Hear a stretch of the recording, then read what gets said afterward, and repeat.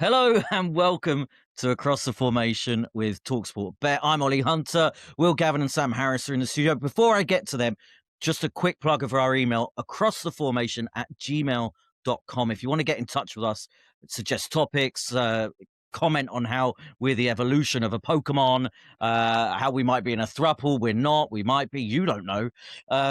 Those are a couple of the topics that came up at the talkSPORT 2 party, 10th anniversary party that Will Gavin and myself were at. Sam Harris, who has done his fair share of stuff, was a presenter on talkSPORT 2 in the last 10 years, did not bother turning up. So, interesting. Right, Interesting, come on, that. Shocker. Come on, guys. I'm Happy gonna, birthday, Joe, by I'm the gonna way. do. I'm gonna I'm gonna talk about what happened last night, but I'm just gonna very first of all say, coming up on the show, we've pushed this show back to 9 p.m.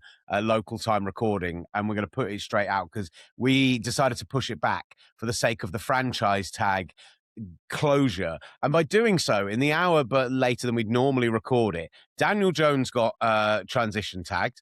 Fantastic. Big talking point to talk about. And breaking news, the Cardinals are releasing Kyler Murray.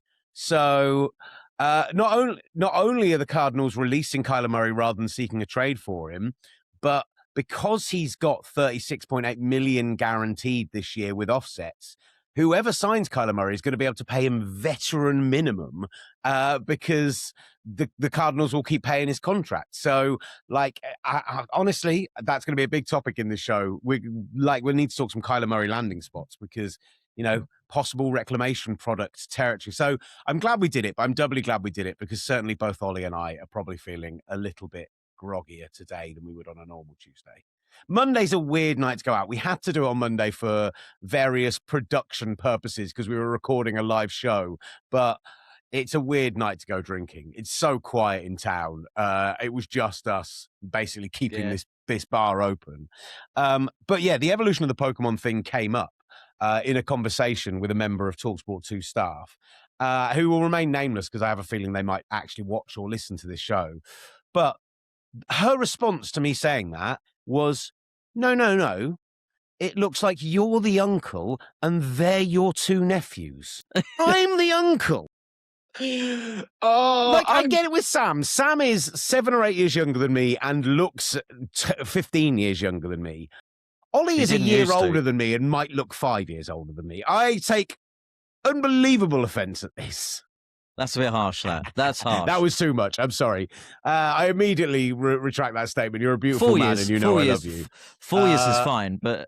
But the idea that you were my nephew, and I know you get those weird things where like someone's sister or brother is like 15 years older and so you have a nephew your own age or whatever. But that was like, all right, calm down. I love that. I know I'm in unk status. There was a lot of talk about who had unk status and who didn't last night. It got weird. Like, status. Okay. Very weird. Yeah. Unk status chat. I think Gabriel and Debo, who, again, no one listening to this who's not from talkSPORT will know who those people are, were handing out unk status left, right, and centre to basically anyone over the age of 35. Did I get unk status? No, because you left, which actually probably gives you unk status. Like you Irish goodbye at about 8:30. Proxy. I was still there propping up the bar till close. Yeah. Amazing. So, Sam, you weren't there. Interesting. No, I had a heavy weekend away in Bristol seeing some family for my mum and sister's birthday. And by the time Monday night came along, all I wanted was my bed. So I do apologise. I will be making up for it at some point. But yeah, I'm going. Right, let's talk some football. We've been going for 4 minutes, and it's the franchise tag deadline, and we're not talked any proper football yet, apart from breaking that Kyler Murray news. Do you want to start there? Kyler Murray has put out a message saying to everyone that supported me and showed kindness to my family and I during my time in Arizona, from the bottom of my heart, thank you. I wanted nothing more than this one to end with ending the 77-year drought for an organization. I'm sorry I failed us. I wish this community and my brothers nothing but the best. Kyler Murray becomes immediately available. There are some very quarterback-needy teams in the NFL right now. Some who, I saw earlier in the year the proposition that maybe he ends up going to somewhere like Kansas City for a year, knowing he'll start the first 3 or 4 games of the season while Patrick Mahomes is recovering, and then sits and learns on that team and then tries to find a big contract next year. You've obviously got teams who actually need somebody to start, the likes of the New York Jets, desperate for a quarterback. Minnesota have apparently, he is one of 2 or 3 people, Anthony Richardson, another one that's been flagged as someone that they would like to bring in as competition for JJ McCarthy. I don't think there's any competition there. I think JJ McCarthy clearly is not liked by this staff. They understand the mistake they've made, and we might see. I heard Greg Rosenthal say this, and I'm going to ape it. I think there's more chance that JJ McCarthy isn't a Minnesota Viking by the first week of September than there is that he starts the first game of the season. Outside of whoever they bring in getting injured, I think he's more likely to be cut than he is to actually be their starter because he is useless. Yeah, he's so is that a rubbish. landing spot for Kyler Murray? I just use that as an excuse to dig out JJ McCarthy. Sorry, which I've got a lot of time for.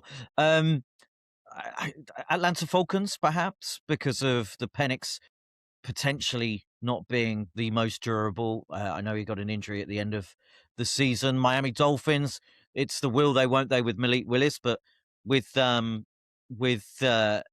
Murray suddenly becoming available, could that be somewhere that he falls? There's Pittsburgh Steelers. Yeah, I think it's a really exciting thing because at one point, Kyler Murray was such an exciting little player to watch play football with his massive helmet, Sam, what do the you thing is, like, the fact that he's not even going to cost any money. Yeah, that it's like free. It's the Dolphins should go absolutely after him hard because they're still having to pay Tua Tagovailoa, and the Browns should also at least kick the tires because, I mean, if I'm him, I'm not choosing the Browns over a number of those other teams. But considering that Deshaun Watson is got an $80.7 million cap hit in 2026, bringing in Murray as their 43rd starting quarterback since 1999 would be a move to make, I think. What about a switch between the Dolphins and the Cardinals? So Tua goes to Arizona and Kyler goes to the Miami really Dolphins. like that shout from you Sam, about Kansas. Yeah, I really like that shout from you about him going to Kansas. I think I wouldn't even consider that an option, actually. I think that makes a lot of sense. But can you not just see it? He's going to end up a New York Jet. You mentioned him in his giant helmet. You can already see him in that green already, running around like a toddler with a mobile phone. He's just going to suit it so well. He's hit that point of his career now. I can't see him doing anything in the game. He's probably going to finish being a Jet. And I think they'll probably pay him the most as well because they're a terribly run organization. So it's either whether or not he might want to sit behind Patrick when he's back and maybe get a chance at a ring. Maybe he wants to do that, but I don't know. Maybe he wants to take the money and go to somewhere like the New York Jets who might pay him for 2 or 3 years, something that he won't get anywhere else. I don't know. I can just see him in the green already. They're more likely to extend him than anyone else, I think. And maybe he makes that a prerequisite of where he lands. Maybe it needs to come with a new contract. But the fact is that he knows that he's getting that money coming in. I think you utilize that to go to the best landing spot possible for you and go to a team who maybe don't have as much cap space but need somebody to start for them and go and give yourself an opportunity. Like to me, that makes the most sense. I just don't think there's a contender that could consider Kyler Murray a starter, simply. No, I don't. I think you're right. I think you're 100% right. Let me ask you about Daniel Jones and the transition tag that the Colts have applied to him. What's that? What is the transition tag? I thought, the franchise tag I can get behind, but transition tag? Tell me what this is. Yeah, so this comes out of, in the group, Sam Harris, as you know, is half a Colts fan, asked the question, that means people can still sign him, doesn't it? Yes and no. So there are 3 types of tag. The most relevant and the most kind of, I would say, the one that we see placed on players the most is the non-exclusive franchise tag. So when people generally say franchise tag, they're referring to the non-exclusive one. It's a 1-year tender. It's the average of the top 5 salaries at the position over the past 5 years, or 120% of their last salary if that number is higher. And the the player can still negotiate with other teams, but if the other team make an offer, you have the right to either match the offer or receive 2 first-round picks as compensation if they sign for that other team. So outside of basically quarterback, a star pass rusher, the kind of guys that you would consider paying 2 first-round picks for, I think there are very, very few people who ever see that non-exclusive franchise tag as a situation where actually they will go and negotiate with other people. Transition tag is different. It costs the team significantly less money. It's again a 1-year tender, but it's an average of the top 10 salaries instead of the top 5 salaries at the position. In this situation, they can negotiate with other teams. The Colts still have the right to match any offer. So as long as they're willing to match it blow for blow, he has to sign with the Colts. But if they choose not to match the deal, if somebody comes in and blows him out of the water and offers him $45 million a year on a 3-year contract, fully guaranteed, and Indy bulk at that, they get nothing back in compensation. There is no picks. There is no anything else. That's the kind of, you're saving money on the cap by doing it on the transition. I think, so I saw something. I think he's only the second quarterback in the history of the NFL to receive the transition tag. I say history of the NFL since it came in, which is kind of in the early 90s. That's not surprising because you don't want to take that risk with quarterbacks as a general rule, particularly a guy that you're tagging. But I think the unique situation that we find ourselves in of the injury last year, of the fact that he played for those first 8 games at a much higher rate than anyone expected him to, I think it's kind of, this is the unique and perfect situation where I don't expect anyone else to come and blow that 38 million odd out of the water. And I expect Daniel Jones probably plays under the tag for the Colts this year. Yeah, I think it's actually, I give him a lot of stick. I think it's probably the smartest move from Ballard there. I mean, it makes the most sense. You're taking a risk by giving him a contract if he doesn't come back from this injury. Franchise tagging him, you're going to be paying him too much initially. I think this is probably actually a really wise move from Ballard, and I'm actually fairly happy with it. I mean, it might help us out now with re-signing Alec Pierce. I mean, who knows with him? I think he's probably going to get some big suitors elsewhere, but I think it is the correct move. The problem is now with Alec Pierce is they have until like 5 p.m. I think on Monday our time. So 6 days essentially to get that deal done. Otherwise, he is going to go out and test the market. And I think he is someone who, if he gets the chance to test the market, ends up not an Indianapolis Colt anymore because I don't trust Chris Ballard. So what they need to do is they now have 6 days to essentially lock him down. Fascinated to see what that deal looks like 4 years, 110, something like that. So he's coming in under 30 million. I think is probably around about the number that I've heard and seen discussed. But I think if he went open market, he could get $30 million a year. So how much does he want to give them a hometown discount? How much do you trust that one brilliant season is going to be what it is going forward? I really like Alec Pierce, but you've still got that kind of nagging doubt that, are we going to really pay a guy massively and it's going to not work out for us? What about, I know Daniel Jones he's recovering from that torn Achilles. What's his injury status like for the beginning of next season? Is he expected to be fit? Or could someone like a Kyler Murray come in and be that guy who could push Daniel Jones and it'd be like a real 2 quarterback kind of fight for that position? My understanding is that he would be back for the start of the season, but they had the surgery in mid-December, and generally those kind of more severe Achilles tears are like 6 to 8 months, so that takes you right up to August. So I would say, I mean, how are you feeling, Sam Harris, as a Colts fan, about the possibility of starting Riley Leonard again? How are you feeling about the possibility of having to bring in a Kirk Cousins to start a few games to start the season? Like, where are you sitting on what they do if that timeline gets set back in any way, shape, or form? Look, I think I've only actually seen about five quarters maybe of Riley Leonard, and look, he didn't look bad. I wish we had given him a shot rather than bringing in Rivers in for those games. It just didn't really make much sense to me. You kind of want to see if there's a guy there, especially if you've already decided that Anthony Richardson isn't your guy. You kind of want to know that your backup what he can do. And especially after that injury, he looked like he's probably going to be the starter for next year. So I did find that weird. I don't think I've seen enough of him, but I don't want us bringing in someone else for more money. We need to be saving money there. I think we got to go stick with Riley Leonard, see if we can hopefully get Daniel Jones back by the latest week 4, maybe. And then we still might not be too far out of the picture. But I don't know. I've already started to consider next season a bit of a write-off in terms of that. We almost need a year where we're stuck in the middle of the draft all the time. And I know obviously we've got no first round picks for the next 2 years. Yeah, that's my feelings on it. Yeah. It does feel transitionary when you think about the fact that they're going to let Braden Smith go, who I don't think is a top tier right tackle by any stretch of the imagination, but like they're letting him go and test free agency. Anthony Richardson, they've said, has been given the right to go and search out a trade. I mean, what are you getting for Anthony Richardson? A 6th, 7th pick swap?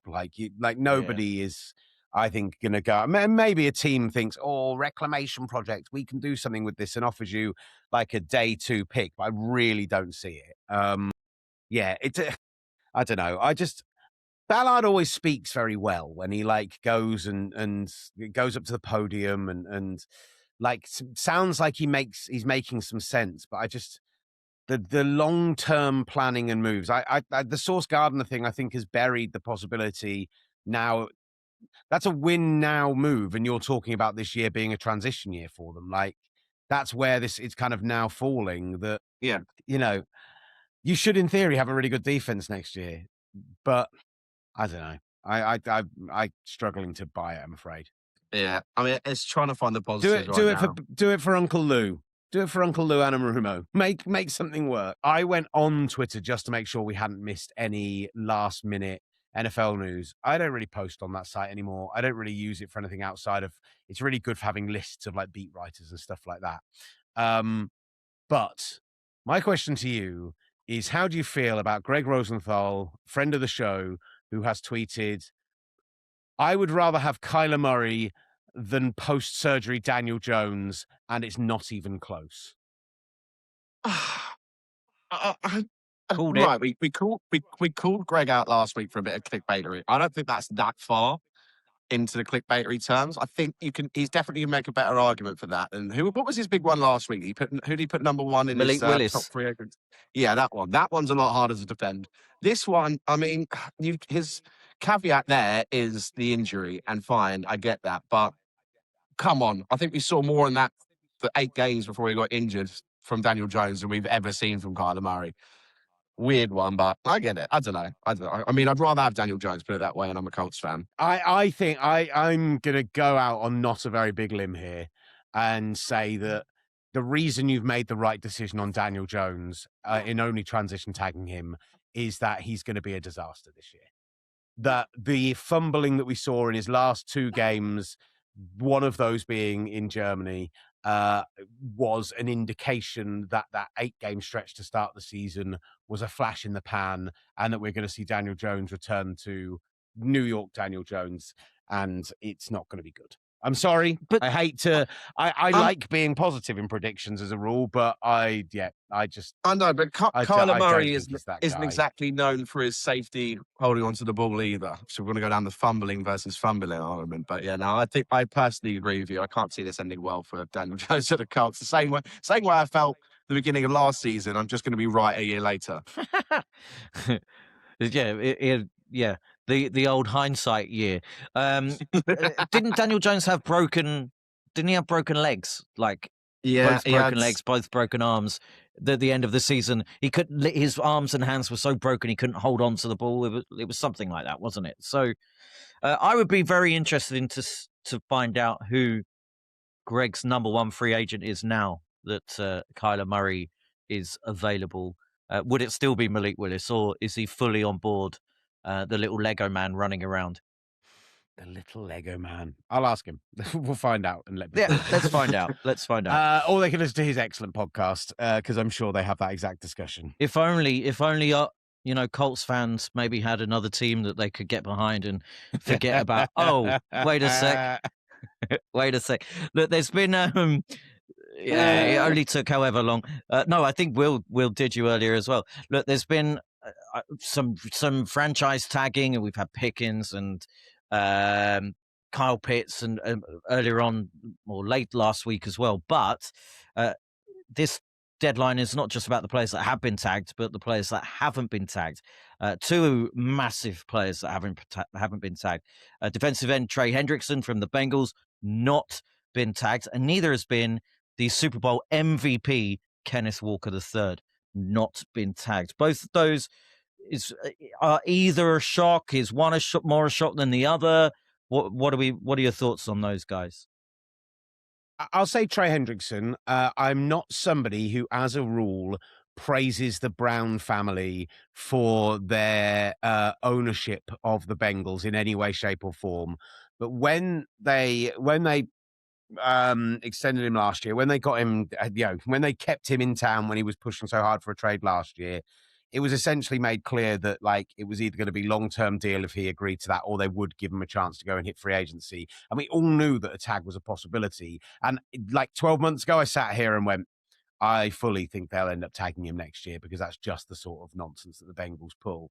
They are going to let him go and hit the market.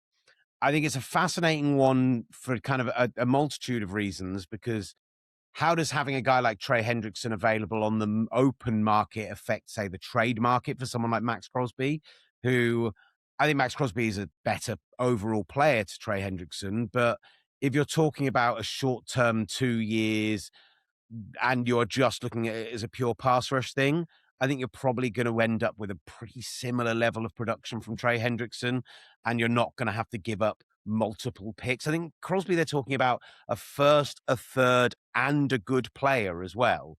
Like the Bucks, I saw it touted that it could be a first, a third, and Kalijah Cansey. And I'm just like, maybe a second, a third, and Kalijah Cansey I could justify, but that's a lot to give up for a guy who is already 29 years old. And so Trey Hendrickson, I think that has a really, really interesting market. I think he'll make much more money than I think he would have done 12 months ago if somebody had traded for him.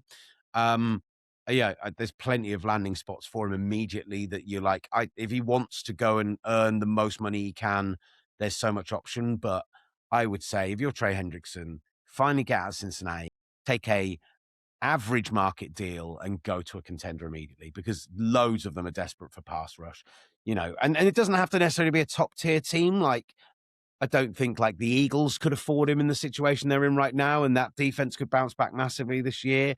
Obviously, I'd love him to go to the 49ers. I don't know if that's something that they can wangle under the new cap, but like even someone like Minnesota are talking about trading Jonathan Grenard. Like, go and play for Brian Flores, go and fly around, go and, be on one of the best defenses in the NFL.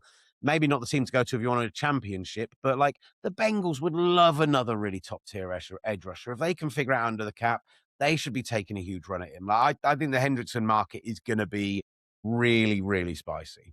Are you surprised that they didn't attempt to tag trade him? Yeah, absolutely, but only because I don't in any way trust that ownership as a general rule. Okay. Like I thought that would be the kind of the route they would end up going down, but no, they're going to let him go. And I say test the market. He has basically gone, I'm out of here. Like his statement online was like, ciao, Cincy. There's absolutely no suggestion that he's going to go kind of Patriot style, let him test the market and then let him come home and take a deal to stay where he is, because he's not happy where he is. Very clear. Sam, what are your thoughts on the MVP of Super Bowl 60 not being franchise tagged by the Seattle Seahawks? 161 yards from scrimmage.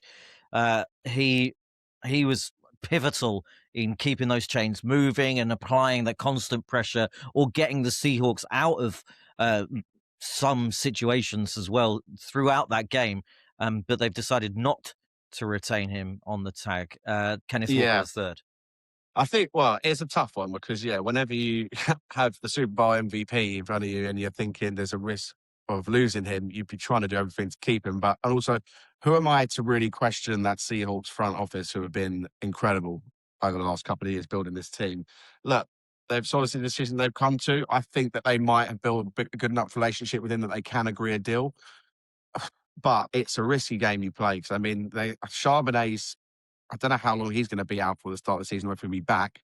I don't know. It's kind of one of those where you win the championship, the MVP gets, right back gets the MVP, just franchise tag him, start the season off on a high. But again, as I said, who am I to question the Seahawks front office because they've done so well over the last couple of years. But I just think I think we'll still see him there next year. I think they're probably working on a deal behind the Really? scenes.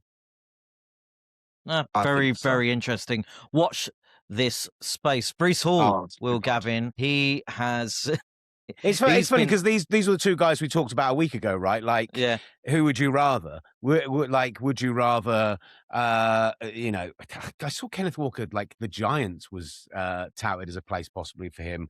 You know, we saw that Cam Scabbo is that combustible that we're not going to trust that he might be all right to play for the year. Brees Hall, yeah. So he has been tagged by the New York Jets. Here's what my actual feeling about this is, and what they should do versus what I expect them to do. And this is all about retention of jobs, right? So the New York Jets are very clearly in rebuild. They do not have a starting quarterback. They traded away a top tier corner, a top tier pass rusher, interior guy last year. They made some big moves on that side of the ball, and very clearly, like they are a team who are not considering themselves as contenders this year. They go out and make huge changes to the coaching staff. So outside Aaron Glenn, new offensive coordinator, new defensive coordinator, like all sorts of additional positional staff changed. The sensible thing here is to do what Sam just talked about and tag and trade the guy, right? You tag him $14 million for the year. Somebody will stump up a mid-round pick for him, a day 2 pick for him. I think you could have probably got a late second rounder out of the Chiefs last year if you'd done this. Now the Chiefs second rounder is going to be somewhere in like the 40s. That's a lot less likely. So you might have to now take their third rounder. But a team like that will pay you a third rounder for Brees Hall on that deal. And it's the right thing to do for team building. What I think actually happens is that both Darren Moody and Aaron Glenn are playing for their jobs. They see Brees Hall as an opportunity to elevate them from I mean, no one wants to believe they're a 4-win team, but let's be honest, a 4-win team to a 6 or 7-win team. They think he can be that kind of difference maker if he's healthy for the year, if they focus on the offensive line, etc., etc. And so I think he ends up staying there, playing this year because they're trying to keep their jobs and they're not thinking about the long-term future. They're not planning beyond this year. And it just becomes a bit of a classic Jets mess, unfortunately. They've got 4 picks in the first 2 rounds, with that extra one from Indianapolis because of the Sauce Gardner trade, and then another one from Dallas. I just don't trust that organization and their current front office to do anything in getting decent players. So retain your better players and try and get those guys that you do have that are really good firing next season, and hoping that those picks that you do make do come off. Because I think it's worth mentioning with this as well, because I'm sure we're going to talk about the Texans and David Montgomery coming up here.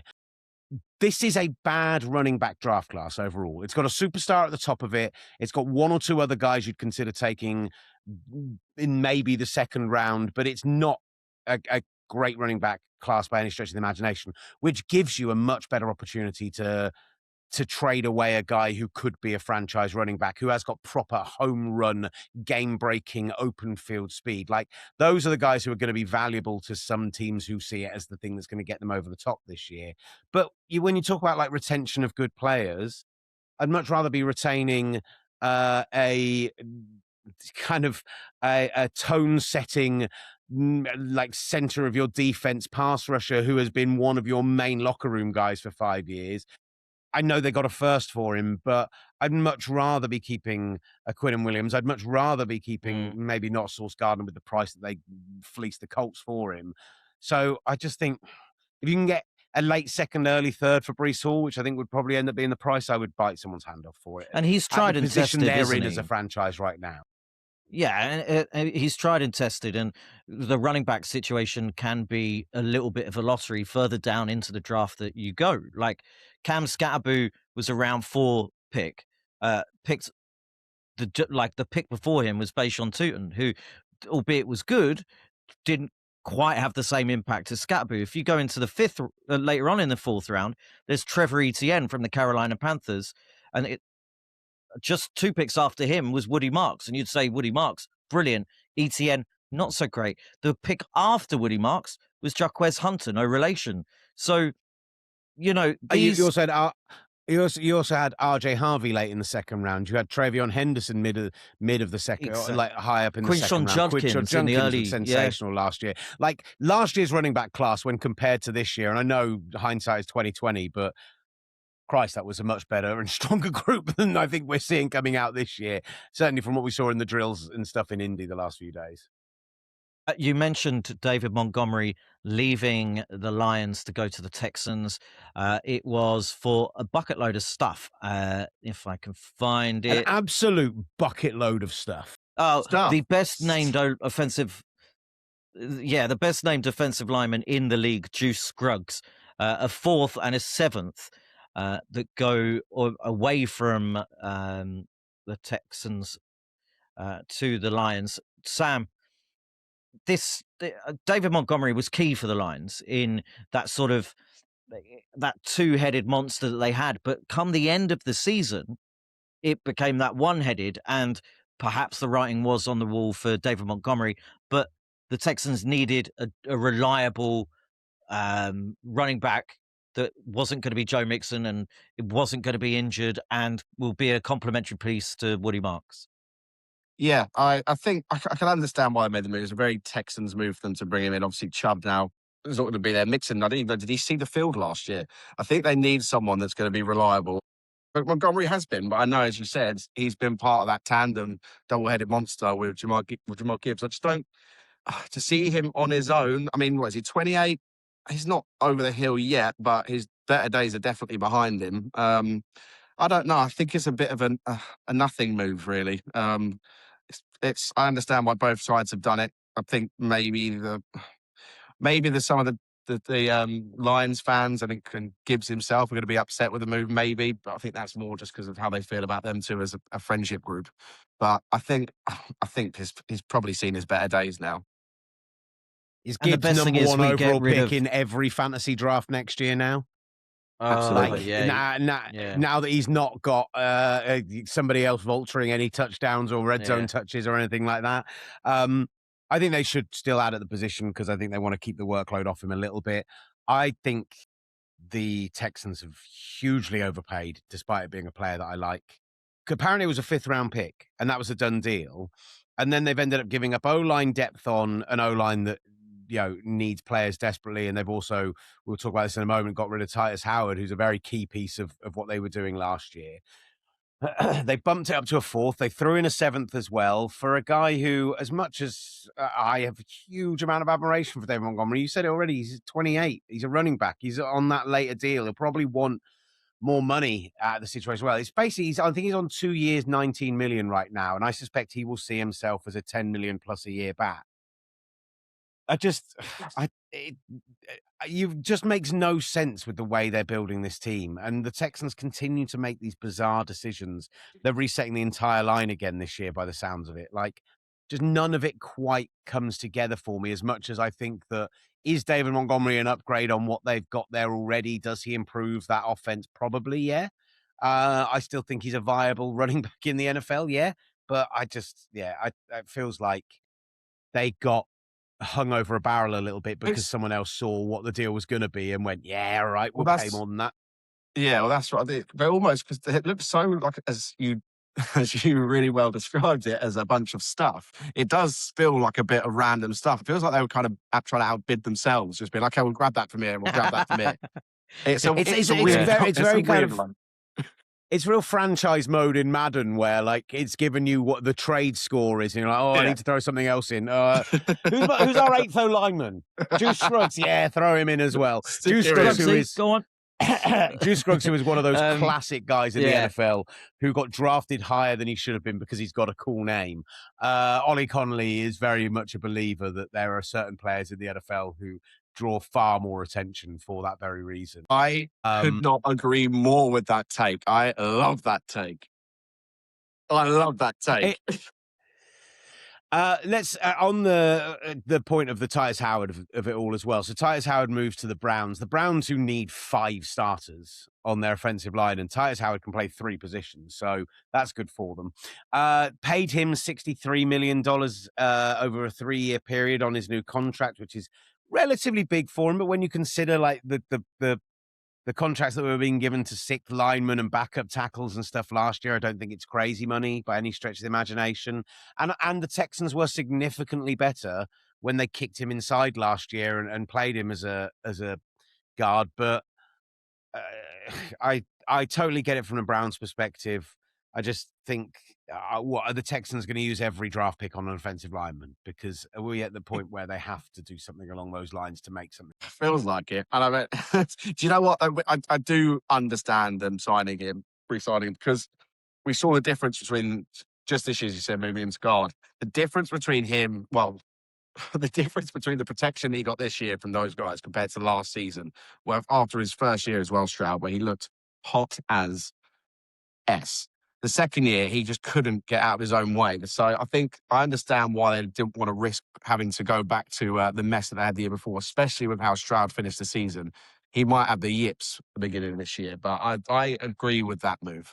We appear to have lost Ollie Hunter, by the way. I'm just letting people know that now. I thought he would pop back on fast enough that we'd be able to just get away with it, but he appears to have not turned back up. So I'm just going to rattle off a couple of the other things that have happened. The Chiefs have released Jawan Taylor, clearing $20 million in cap space. I mean, not surprised by that at all. They managed to go and get themselves what looks like is going to be a stud at the position in Josh Simmons, although obviously the injury does flag slightly on that. And they also went and so they got themselves their starting left tackle in theory. They went and got Jalen Moore from San Francisco, who I think they probably kicked to right tackle for now. Certainly a better option than Wanya Morris. You know, it makes total sense for the money that they were paying him. The complete flag prone pre-snap mess that he was. I'm amazed that Andy Reid stuck with him as long as he did. Like, he was not a bad tackle necessarily down to down, but he just made so many mental errors that he was just the kind of guy who should be nowhere near this team. So they clear a little bit of cap space, which is going to be necessary to kind of keep a bunch of the free agents, particularly on the back end. Brian Cook, Jalen Watson, Leo Connection Chenal. went. There's a bunch of guys on the kind of back seven of So their I've gotta defense go. that they'll really want to keep around. Go over here. Dallas re-signed Javonte Williams. I think we've maybe touched on that another week, a previous week. But Brandon Aubrey, here's one for you. Brandon Aubrey has apparently been offered $7.5 million a year to kick for the Dallas Cowboys on a new contract, which would make him, I think, the second highest paid kicker in the NFL. I'm going to double check that. In fact, it would make him the highest paid NFL kicker in the NFL. They can put a second round tender on him, which would put him at just below $6 million. So they can keep him around on like a tag basis, but they've not done that either. So he wants $10 million a year apparently to kick the football. That's what he's asked for. I suspect what happens. He should have been better at soccer then, shouldn't he? He could have got it. Exactly. I suspect what happens is they meet in the middle and it comes in somewhere around $8.5, $9 million, somewhere around that, which is still $3 million a year more than Harrison Butker gets as the highest paid kicker in the NFL right now. Astonishing, but no one's paying a kicker double digits, surely. And also as well, you just know that Jerry Jones loves to brag to all the other owners, and I've got the best kicker in the league. I'm not the man. I'm not the guy who can kick it further than anyone else. But it's like, I don't even know if he is. I don't even know if he can. He doesn't hold the record, does he? That belongs to Mr. Jacksonville. Yeah, $10 million a year for kicking. Should have been better at football, mate. He will hold the record, though. I do predict that. No offense to Cam Little, Brandon Aubrey feels like the guy who's going to hit a 71st. Like, he feels like the man. Ollie Hunter has returned. Ollie, we basically rattled through the rest of the news that was on the thing you sent us earlier. Good shout. Except for the international game. We haven't touched on that yet, but I think it's a footnote to this week, maybe. Well, international correspondent is Will Gavin. Tell us what's happened. The Atlanta Falcons have been announced as the home team for Madrid. No real surprise considering the Atlanta Falcons when they were advertising for season ticket renewals, had a little star next to the thing that said, of the 9 home games, 1 will be an international game. So basically self-announced it on their website. Announcing them as the last home team made everyone go, well, duh. We knew they were giving up a home game and you told us everywhere else. Apart from the whole, like, they're now doing participating teams. Like, just, we know that they're the home teams 99% of the time. Like, I guess they just want to keep people guessing and speculating on the matchups more. I suspect that looking at the Falcons' road slate and looking at the games that have been in Germany in recent years, Germany have really pushed where they have been able to, because it's a single game, that both teams, if possible, have marketing rights in their country. And it's happened, I think, 3 of the last 4 years they've had that. I know they're the 2 games in Frankfurt, obviously, which makes those numbers a bit more difficult to hit. But I suspect it will be either the Chiefs or the Bears playing the Falcons, as they have marketing rights in Germany. And when I say I suspect that, I would say right now, with about 98% certainty, the Chicago Bears will be playing the Atlanta Falcons in Madrid. Ooh. Between everything else we've seen, Roma Dunze going out there earlier this offseason, all the activation the Bears do in Spain. Like, the Bears have marketing rights here as well, and do very little in this market compared to Spain. I think they've seen that this market is maybe a little oversaturated with the amount the Jets do and the Jags do. And the Bears have done well. They do the flag. Sorry, just to say, the Bears have done the flag football stuff with the girls' flag football with the Jets, and that's been excellent. That's been really, really great. But outside of that, they don't do anywhere near as much activation in the market as, say, the 49ers, the Jags, the Jets, a bunch of the other teams, the Packers now as well. So yeah, I Bears Falcons feels like that's going to be the Madrid game. And do you know what? Now that Jeff Ulbrich stuck around in Atlanta, now they've had the change at head coach to somebody who's actually exciting. I think if they figure out quarterback, if they decide Penix is the guy, and they've managed to play anything other than just pistol on every single effing down, then actually that's a great game. I'm excited by that game at the home of Real Madrid, the Bernabeu. Yeah, I think it's great. 11 million fans in the NFL are saying are in Spain, so it's a vastly untapped market, you could imagine, and or we have a bit of uh, maybe a bit of regular season fatigue over in this country, a little bit, although we're all excited to see the Jags twice and the Washington football team Commanders twice as well, but once as well. But for a new territory, I think seeing the Bears and the Falcons, the Bears, if they are it, and it'll probably be announced by the time we record next week, to see Caleb Williams play will be amazing. Mm-hmm. I think that's a really good thing. I said As much as his throw in that playoff game was fluky, of course, Ollie. Look, you're not gonna get me to buy it. It wasn't as good as everyone made out. That's all I'm saying. We don't need to. It's already it's already gone down in history on that podcast, mate. You can't delete it now. Your terrible take is forever. It was better than a lot of people said it was. Simple as that. Oh, come on. People were saying it was the going down in the Hall of Fame. Someone on this podcast said it was a Hall of Fame throw. Stand it wasn't. by it. I'm like that. I am very wasn't much a Hall of Fame. For you two know this very well, and the majority of the listeners probably have already learned this. I'm very much prisoner of the moment. I accept that with a lot of things, but that, no. What? This is brand new information. Huh? Sam recency bias Howard Harris. Wrong, Sam. Sam recency bias Harris has a little bit of favouring of the moment. It's fair. Shout out to Howard, though. Shout out to Howard. It does mean that the New York Giants and Seattle Seahawks will both host international games in 2 years' time. They have to, under the agreement with the league and the every 8 seasons. Yeah, the problem is Seattle have marketing rights in a couple of other countries in Europe, and I reckon what will happen is the Seahawks will go play somewhere else, and everyone will kick off about it. I'm really hoping the Seahawks come as a road team, and actually,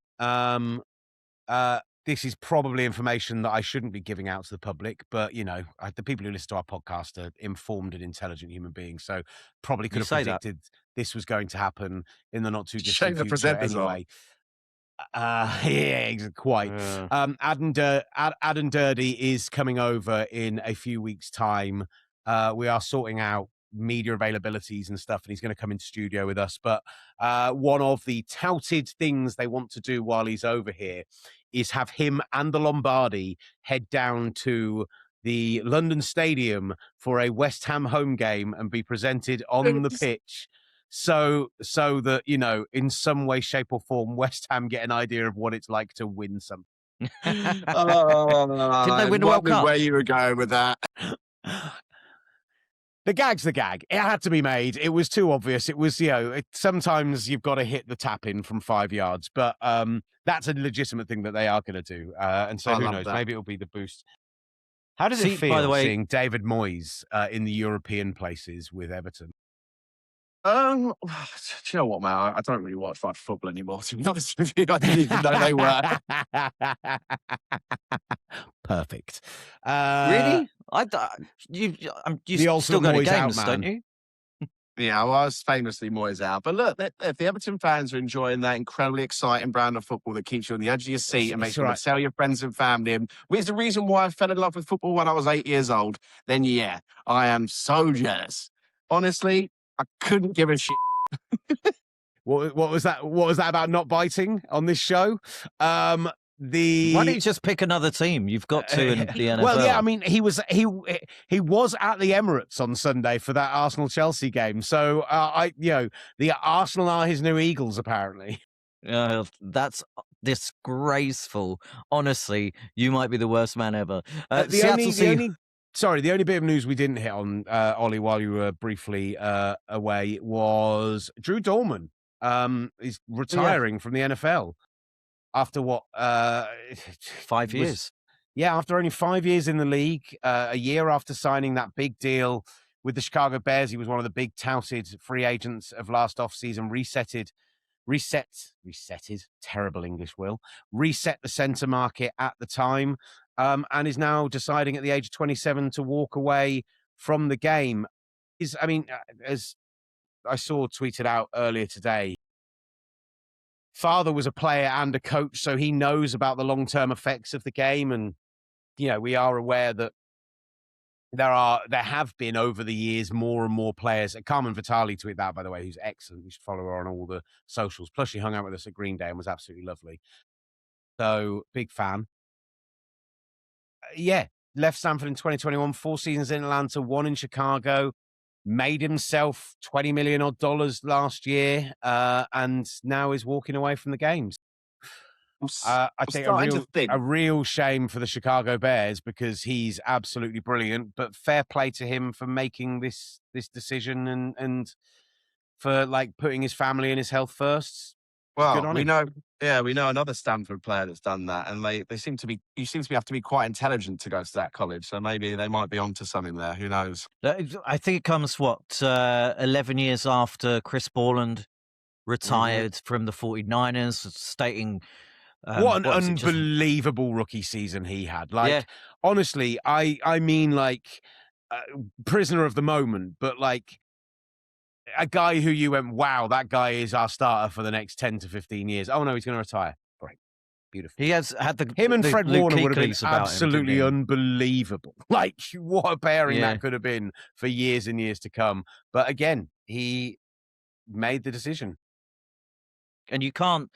I mean, it is a dangerous sport, and CTE and all of the head traumas that go with it, and all of the other things that go with it. You talk about professional sport, various disciplines, be it cricketers. Steve Harmison of the talkSPORT parish, his body's fallen apart. Darren Goff as well, cricketers, those fast bowlers, and Darren Bent of talkSPORT parish, knees are falling apart. So you can see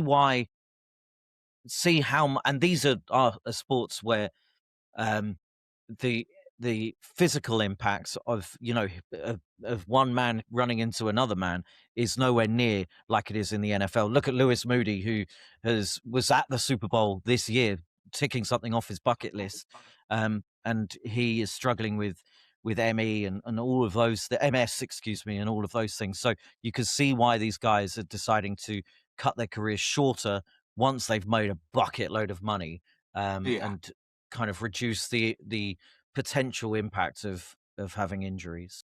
yeah. Health is wealth. Health is wealth. Are we going to listen to? Sam Harris turning into a human inspirational poster from Clip the it. mid-90s. Yeah, Stick it in a frame. stick it in a frame, put it on a piece of wood, and hang it from your window. Yeah. Bang. Live, laugh, love. Health is wealth. Sam Harris really is the live, laugh, love of human beings. The Harris Um, way. I don't know if I'm offended by that. You should be hugely offended by that. It was a very offensive thing to say. It was Thank a little you. bit, yeah, But, just a little bit. popular but nonsense. Are we going to? That's basically our podcast and us as three human without beings. the popularity. Yeah, but a whole load more nonsense.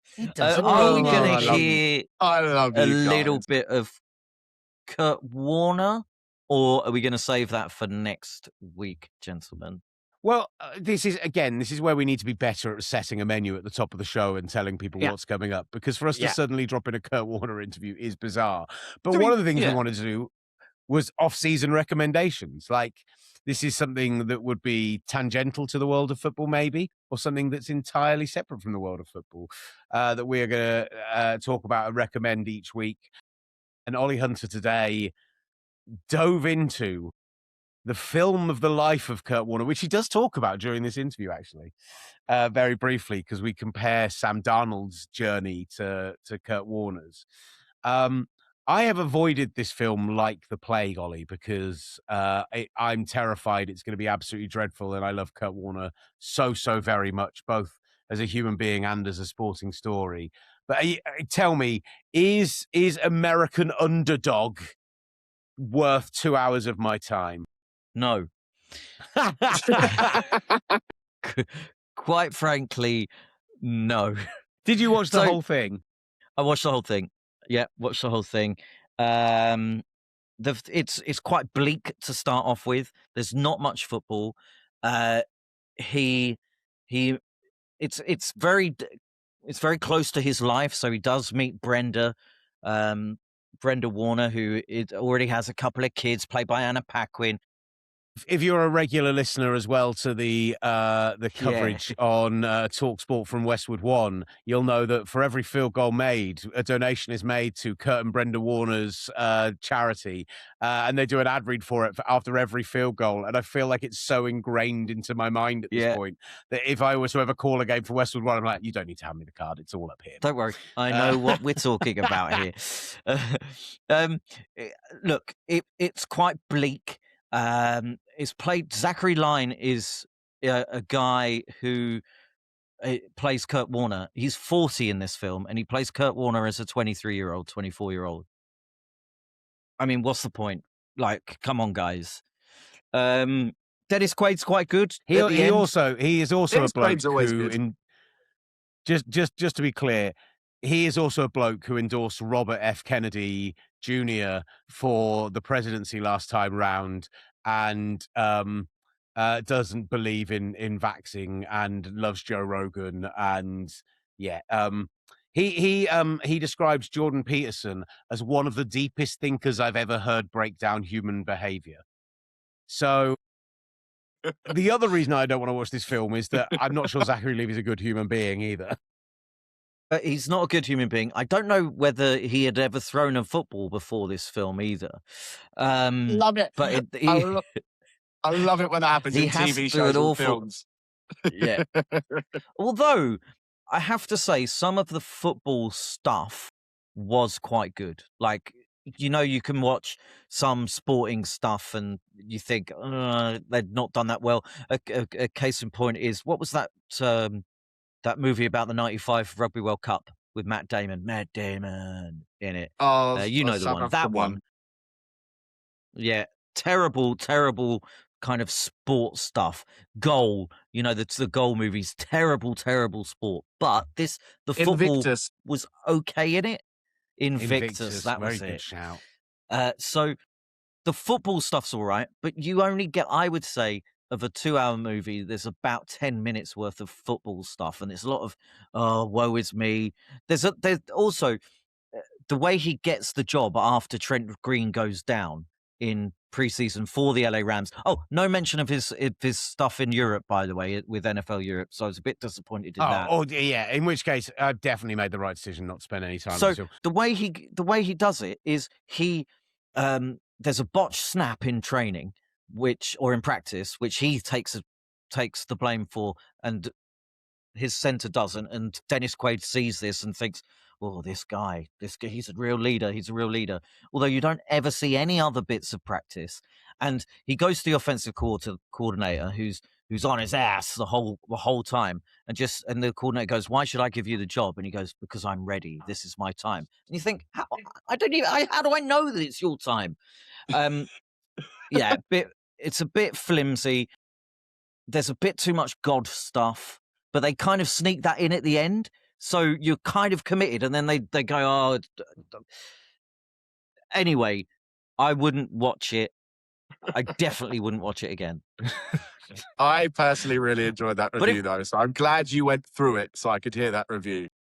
Thanks, guys. I have been You watching. know who is a wonderful human being? Go on, Ollie. What are you going to say? Well, I have been watching Dinosaur on iPlayer, which is excellent. Nothing to do with Somehow nothing to more do NFL in with that. football. Nothing to do with football. Yeah, exactly. What have I done? I've watched Pluribus from beginning to end since the season ended. It's excellent in a way that I don't know if they're going to be able to carry it on for beyond this season, but I really enjoyed how weird it was and how fun it was. Yeah. I've caught up on all of Off Menu, which is a great podcast if nobody listens to it and wants a fun comedy podcast. Scream 7's the worst Scream movie. There you go. Yeah. I mean, yeah. Sam Harris, what have you been watching? Apart from Arsenal, Chelsea.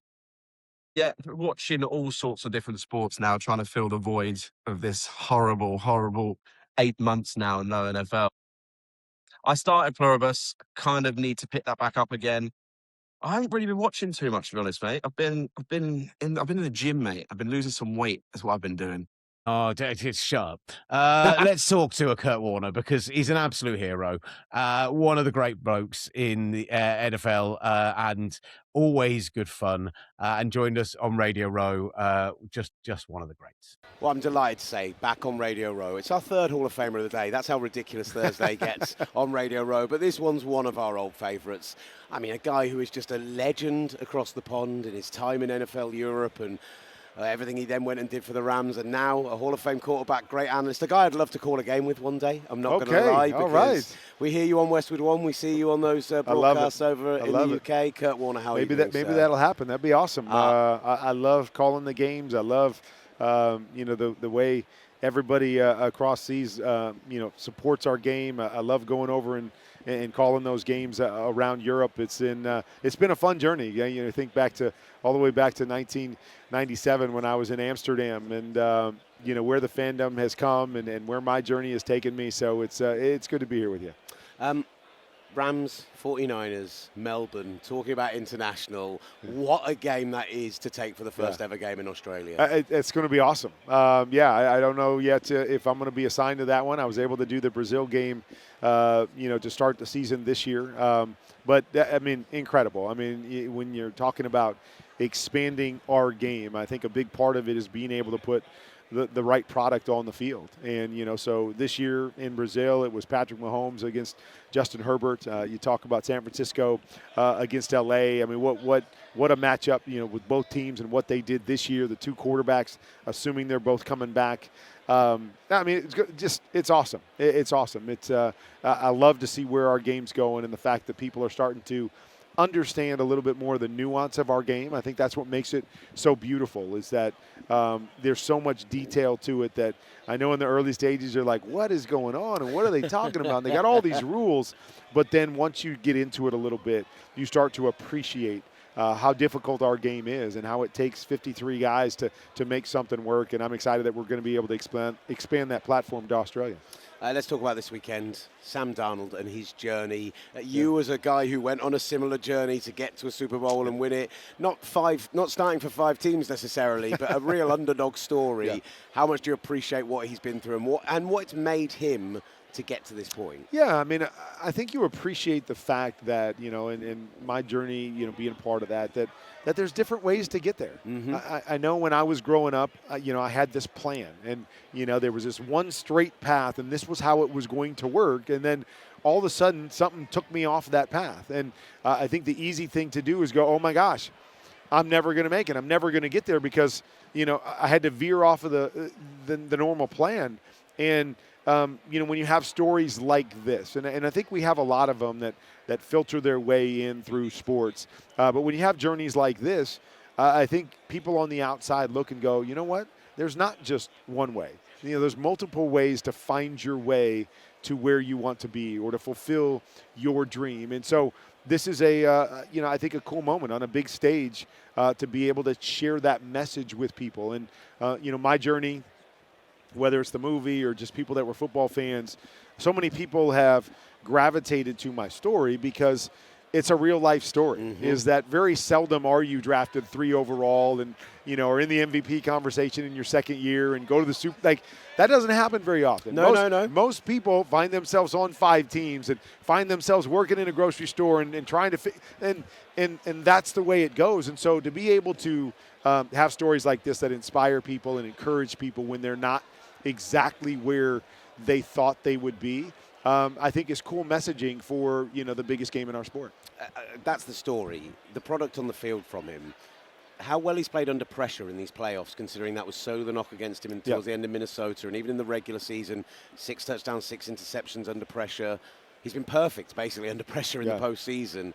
I think that shows the toughness. But what do you see from him from what he's actually doing, the footwork, the way he's throwing the ball, like how he's managed to elevate that game? Yeah, I mean, I think so much of it is just confidence, believing in yourself, and then trusting what you see. It's funny because, when you play a sport, there's always questions that, at least to a certain degree that people have for you. Like my first year, we won the Super Bowl and I won the MVP, and everybody was just like, okay, that's 1 year. Show us you can do it again. That's part of it. Monday morning. Yeah, and until you get to a certain level, Patrick Mahomes, where it's like, okay, we got it. If he has a bad game or a bad season, we're not worried about it because we know. And so Sam's, I think, continuing to answer questions for us. And one of those questions was, when the pressure's on and you have to carry your team, can you do that? And we've seen glimpses, in the regular season. We saw glimpses in Week 16 against the Rams where we brought them back, and we're like, okay, maybe. But then the championship game, I thought, was the first time we had seen him without all these things going well around, and the defense gave up points. It didn't run the ball great, where it was like Sam Darnold had to carry this team, and he played his best game I think I've ever seen him play in the biggest moment. But you still got to do it again, right? Yeah. This is the biggest stage. Show us you can do it again. And it's a beautiful part of sport is that, just because you do it 1 week doesn't mean you're going to do it the next week. Just because you're the favorite going into this game doesn't mean you're going to win the Super Bowl. And so it's about 3 hours on, a Sunday afternoon, and who plays their best. And all these stories are great, but who's going to write the best story in this 3 hours is what it's all about, and I can't wait to see it. You mentioned Drake May with the 3rd overall pick. Second Jeffrey, youngest quarterback to ever win the Super Bowl if he wins this year. How impressed have you been with that young man? I'm extremely impressed. With what he's done, I think Josh McDaniels has been a perfect fit for him in really teaching him how to play the game. But he's just got a calm about him. You never see him panic. You never see him, when you see him on a podium talk, it's like always in the same cool, calm, collected voice. He's handled the different situations. He's had to play through weather and some different things through the playoffs, but finding a way to make the big play in the big moments. When they need a play to be made, he's done that all year long, and specifically in the playoffs, even though their offense hasn't been great. And so I think you're always impressed with that because you get into these big moments, you get tight. All it takes is missing one of those moments, and you go home. And he's found a way to make those key plays. Even though he hasn't been great, he's found a way to make those key plays to get him to this point. He still makes a pass like the deep shot to Stephon Diggs in those games. Like he still makes that. Exactly. He still makes that rollout. Or it's a big run, or it's the the flea flicker last week in the snow. He throws to Mac Hollins, and just finding a way to get it done. And in big moments like this, it often comes down to that. Is like there's a critical moment in this game. Who makes that critical play goes a long way in determining who wins these games. We started with the Rams. I want to finish a little bit with the Rams because you mentioned it briefly. Matt Stafford, questions over whether he does come back this year. Yeah. That's obviously his decision that he'll make over the coming weeks, months, however long that is. But, I mean, for the sake of football, I want to see them roll it back. Of course. I want to see this division with those three teams and maybe an ascending Arizona Cardinals battling it out week in, week out. That's exciting to me. If they do roll it back, do you fancy the Rams to be back at least where they were last week? I mean, I think that's the one thing that I know is that you never know from one season to the next. I mean, I would say yes because they've got a young defense and a good front seven, and Staff playing as well as he did. I think he's going to be the MVP at this stage. Puka Nacua, how special he is. I mean, so many different pieces that make me say, yeah, they're going to be back in the mix. But again, you just never know. I mean, here we are. Patrick Mahomes was in the Super Bowl a year ago, and he missed the playoffs this year. And so there's so many things that can happen. New England was a 4-win team last year, and now they're in the Super. Like, every year is different, and every year is unique. And so I don't think you can ever say this is going to happen in our game, which is another beautiful part of it. Turnarounds can happen. Dynasties and runs can happen. Things can change very quickly. I don't know, but I like their team. I like their leader in Sean McVay, and I have to believe if Stafford's back that they're going to be at least in the mix. Actually, I've got 1 minute left, so I will ask you about Shedeur Sanders because we got some time to speak with him earlier this week. I was very impressed with him. Darren Woodson was on with us earlier, who's known him since he was knee-high to a grasshopper. What have you made of what he achieved in the second half of the year and how he's bounced back from what was a pretty tough offseason last year? Yeah, I mean, I think he's done a nice job. I mean, I think he's handled, and that's the other, it's so hard, being Deion's son and, all the stuff that comes with it. There's a lot of blessings that come with it, but there's can be some burdens that come with that. And, he's had to handle and handle a lot of different things that have been thrown his way. But I think he's done a nice job from both facets, being able to handle the things off the field, answer the questions, deal with the scrutiny and the highs and the lows, and also did a nice job on the football field. Not a finished product, got a ways to go and room to grow, but I think he understands that. And, I think that's the first half of the battle is to understand, okay, I'm not where I need to be. I can get better, but I also believe that I belong in this spot. And I think he's got both of those things. And so I'm excited. I think he's earned the right to compete for that starting job in Cleveland. I'm hoping Todd Monken and that plays out, whether they bring in another guy or not, because you always got to earn it. But he's earned that right to compete for it, and I'm excited to see what he can be in the future. Love it, Kurt. Thank you so much for your time. As always, a real joy. Good to see you, you, man.